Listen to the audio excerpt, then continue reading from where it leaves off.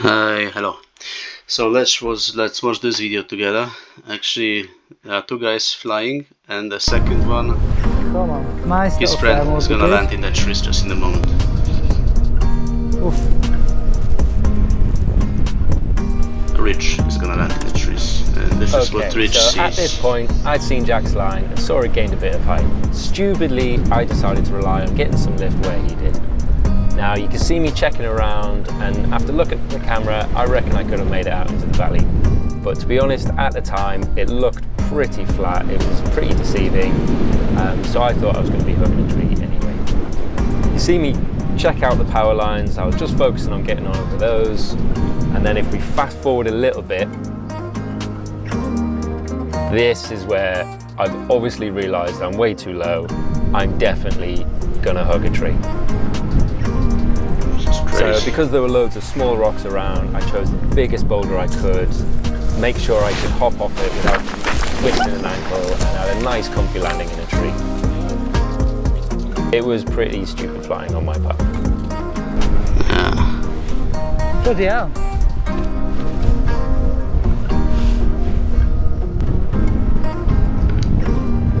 Are you okay? Okay, I'm going back for the car. Well, Richard's bombed out. Hope he's all. Okay. So, those guys are flying together. So there's one in front, and this one was in front higher, and the other was lower.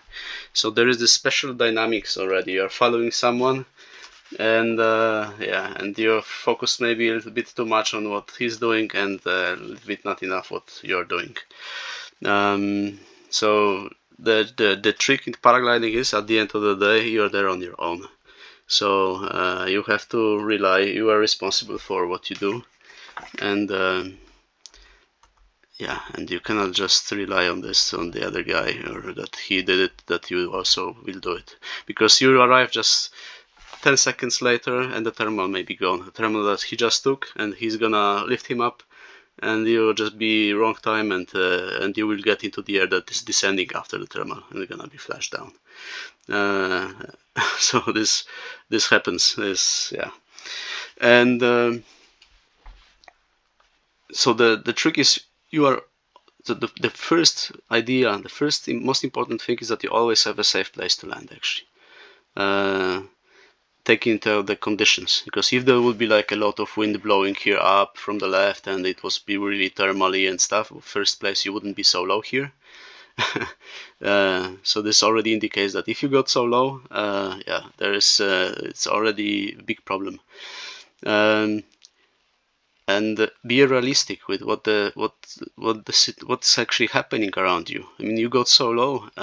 If you're gonna continue and you got so low already by flying here, what's so special about the place in front of you that's gonna be differently than until now? So it's the time to abandon the idea of going this way, and just accepting that you're not gonna make it your X flight, and you just have to go down and land if there is place to land. I don't see what's there on the left side, but there is always. I mean, if you fly with a realistic plan B, you always have a realistic place to land, basically. So if not here, then if not here on the left, then some other place. But yeah, but he's kind of like he's really a follower here. It seems to me that yeah, he's just following the other guy, and actually I know it a little bit. So it's that's why this video, just to make you sensitive to this, because he was very lucky, and he didn't injure himself. But had he stepped, crashed, and there were many stones, had he hit a bigger stone, that could be pretty serious. Okay, so at this point, I'd seen Jack's line and saw it gained a bit of height. Stupidly, I decided to rely on getting some lift where he did. Now, you can see me checking around, and after looking at the camera, I reckon I could have made it out into the valley. Yeah, so if this camera is on his head, so this checking around is little, actually. I would check around a bit more. But anyway, having this angle in front of me, yeah, I just turn left towards the valley, because this is I mean, going there is just crazy. It's But to be honest, at the time it looked pretty flat. It was pretty deceiving. yeah, it is. So how did you get in the situation? Basically, yeah, something went wrong already. But this is not the the point. I mean, this is So one I of the thought I was points. going to be hooking a tree anyway. Yeah, but this thing, you know, so I'm gonna land in a tree anyway. Okay, so if you know that you're gonna land in a tree, then find yourself a place to land, the best possible place to land in the tree. And actually, if you ask me, this would be here where my mouse is. If I say, okay, I'm not gonna make it down there, left, there was also some space a little bit too lower, but let's say from what we see here, he landed here, and he could just have landed a little bit shorter here. Actually, there were just small bushes, not a tree, so it would be already better. But actually, what You see me check out the power lines. I was just focusing on getting on over those.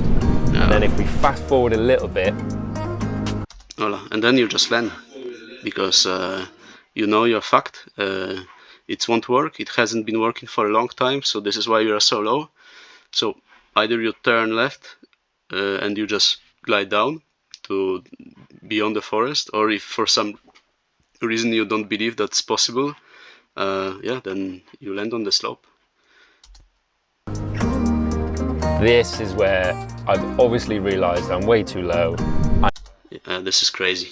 I mean, just 10 seconds before entering the tree, this is where he realized that that he's gonna yeah, that he won't make it. So I mean, I understand this, because sometimes you are surprised about what's going on. You misjudge something. You get in the conditions that are really like unforeseen, and you get downdraft, whatever. You get yeah, air sinking, wind from funny direction. This may all happen, but part of the decision process in paragliding is basically like having a plan B for the situation. So if there is, what's gonna happen if I go there and there is no lift or even air coming down, because it's also possible. So for this occasion, I would have already seen a place. If okay, so this is really the worst scenario. Let's say is the air is going down.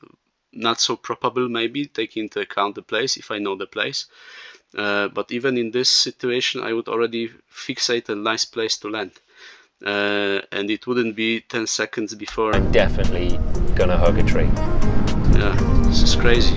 So because there were loads of small rocks around, I chose the biggest boulder I could, make sure I could hop off it without... Yeah, and saying I've chosen here something, it sounds crazy, because he didn't. He's just flying straight into this tree. So, so this is a little bit disturbing here.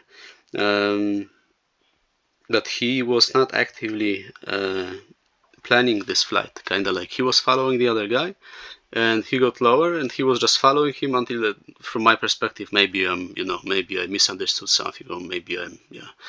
But from my perspective, he just followed the other guy until he hit the tree, because this is how it looks to me. And so be careful of that, because it may happen to everyone, because it's a little bit like this, that in group there is a specific dynamics, and yeah, that's may actually happen. So you are responsible for planning and having always a safe place to land, and having a plan B and C for some special occasions. What would happen if shit hits the fan and something, even something little probable happens? What do you do then in like kind of like emergency? Just having this in mind, yeah, especially if you are so low, and you may hit like air going down. Maybe just before crossing the lines, the power lines, he could got like a small, you know, air coming down, and yeah, and what you do then? So yeah, that's another thing of having like a margin of safety for whatever you do. And here he had basically, because he was flying very low over those power lines and trees, so he had no margin of safety. Nothing bad happened, but still, according to what the conditions were, he just entered the trees, which I find kind of like, yeah, kind of like being a passenger, not a pilot. Yeah. So let me know, what do you think about this? And and what would be the measures, because you know I said observing independently and just saying, okay, you know, the other did it, but I won't make it, and just go safe way, just go the other way, a safe place where you can land safely, and or if you already passed this point, then search for the next safest place where you can land.